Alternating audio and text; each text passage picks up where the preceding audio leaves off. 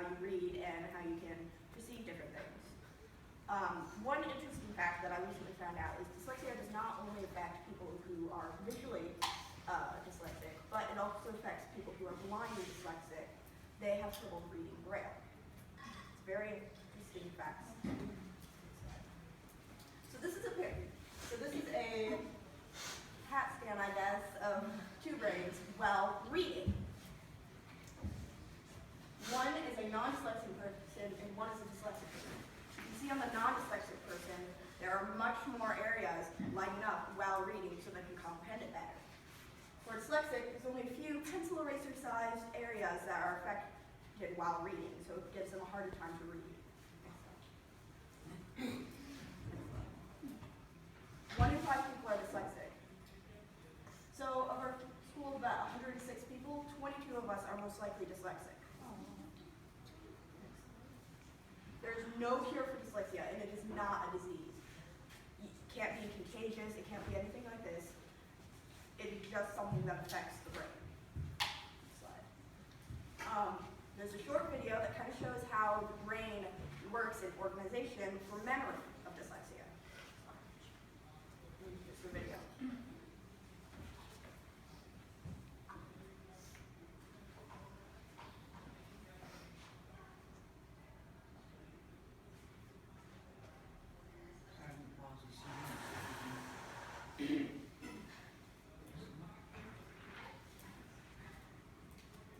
It's called UG because I don't know how to use it.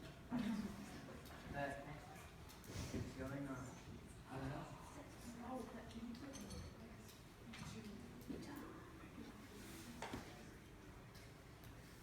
See how this arguments.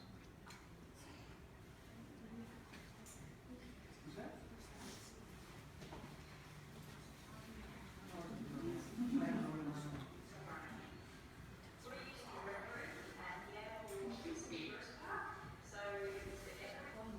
That's why I can't hear that, can you? Nope.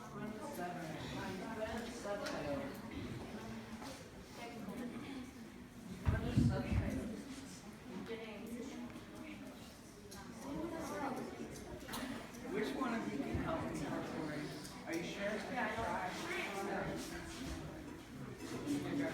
Cards. 2 types of cards, actually. One she puts on the table and pulls out, and then she says, if someone was to say, what does a ace of spades look like, a non-dyslexic person would be able to go through and find the ace of spades in their head. But a dyslexic person doesn't really have a filing system for anything like this. So what they have to do is they get distracted by many things. So they might find like a Joker and be like, oh, I saw a clown in a show. That's not what I'm looking for. And they have to, so it takes them a lot longer. Let's try this once more. I apologize for that. Even though there was audio. Hi, today I'd like to show you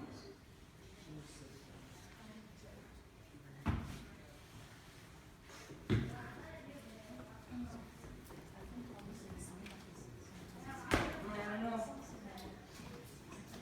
Tell me, grab my ear. Actually, there's one of the.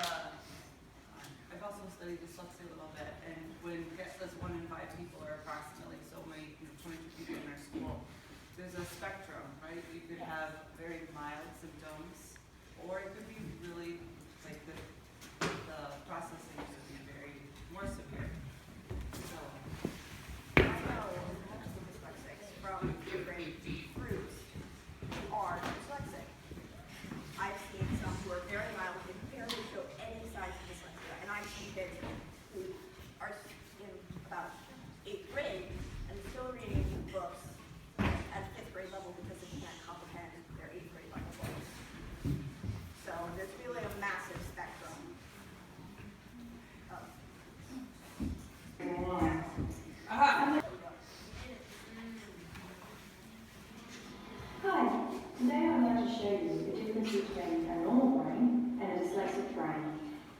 We're using the rec room at the Annabelle Waters Tourist Park, so if it's a bit echoey and there's birds around, that's the reason why. I'd like to use these 2 identical packs of cards to show you how and why a dyslexic child cannot recall facts, figures, and other answers as quickly as their peers. I'm going to use this pack to demonstrate what is considered a normal brain. In a normal pack, we have 4 suits and 13 different numbers. Everybody recognises a pack of cards. In a normal brain, this is how it stores and sorts information. And this is all in one file. 2s and 9, 3s, 4s, and so on. If I wanted to find the ace of hearts, it would be a relatively simple matter of going to the aces pile and looking for the ace of hearts. As you can see, there are only 4 options, so very quickly I can find the ace of hearts. In a dyslexic brain, it has the same amount of information, the same cards, but they don't store information or retrieve it in the same way. This is how a dyslexic brain stores its information. As you can see, the 2 different systems are very different. A dyslexic brain has all the information a normal brain does. It just doesn't store it into neat, compartmentalised areas. When a dyslexic is asked to find the ace of hearts, they have to solve through every single piece of information in their brain. As you can imagine, we store thousands and thousands of pieces of information every day, so there's a lot of information to sort through. As they look for the ace of hearts, they come across a joker, and then they see a 6 of diamonds, and they put them together and they go, wow, look at that, that's interesting. Oh look, here's a 9 of clubs. Hang on, what was I looking for? And they have to think about it, or be reminded by a teacher or a parent. And so they go looking again. This time they find the jack of diamonds and a jack of clubs. And they go, wow, they match. I wonder what else I can find. And then they go, hang on, what was I looking for? So each time they go looking, they have to sort through everything. And eventually they go, ah, found it! But their friends have already moved on.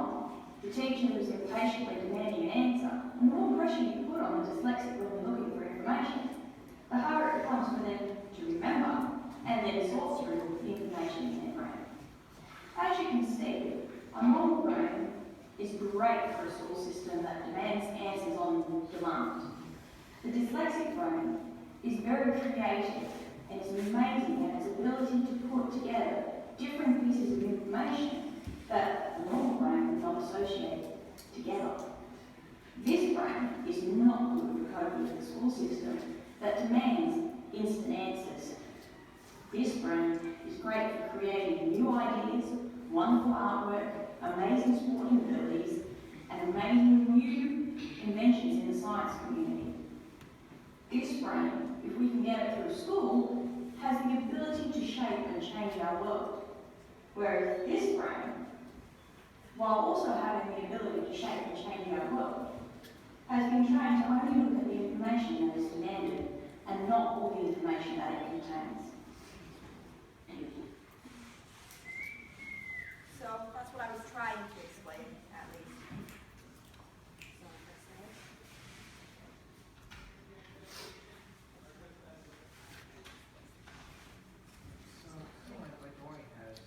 Alright, so this is all the different things, like it said in the video, that can be affected by dyslexia.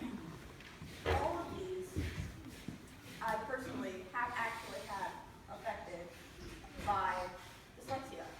Not all of them at the same level, but I've had all of them affected at least at a low level. Next slide. So pretty much, this is how dyslexic brains kind of organize, I guess. For it, memory, they kind of have everything sorted into different things, but none of the sorting things work. I'm sure if any of you have been in a pod with me and tried to see my organization system, you can see it makes no sense. But, next slide. So do you recognize these people? Next these people? Next slide. How about these? You want to know one thing they all have in common? They are all dyslexic. All of them were dyslexic. Next slide.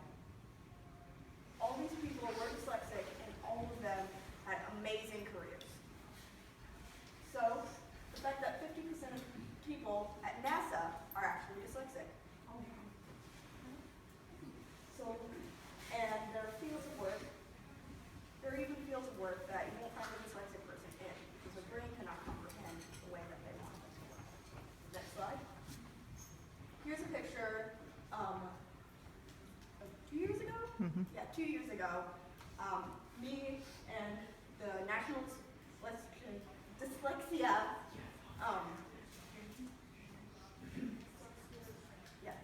Association for Michigan came to Lansing and got a bill declaring November or October? October National Dyslexia Awareness Month. Well, at least in Michigan, right? Okay, not national, but yeah. Next. So this is a group of a bunch of kids who are dyslexic, and I don't feel like trying to spot. Oh, there I go. I'm up here, and over here is my older sister. We are both dyslexic. Next slide. Yeah, stay there. Here's a little video about, I don't remember what it's about. Yeah. It was a busy day in Lansing on Wednesday as dozens of kids and their families packed a room inside the Capitol building.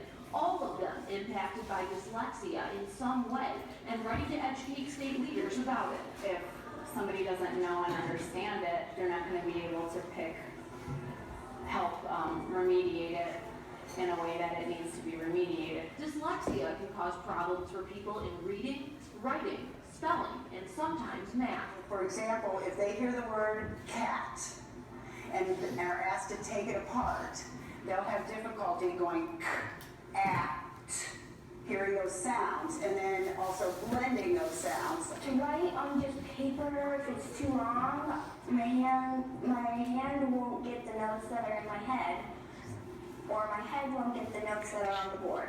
But despite any disabilities, Dyslexics are very smart. They have above average or average IQs, and they think very differently and out of the box. Therefore, they have very many special gifts.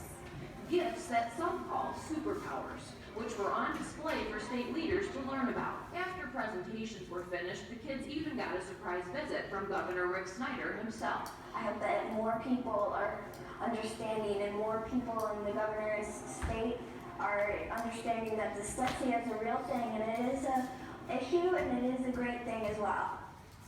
Oh my gosh, it's so exciting.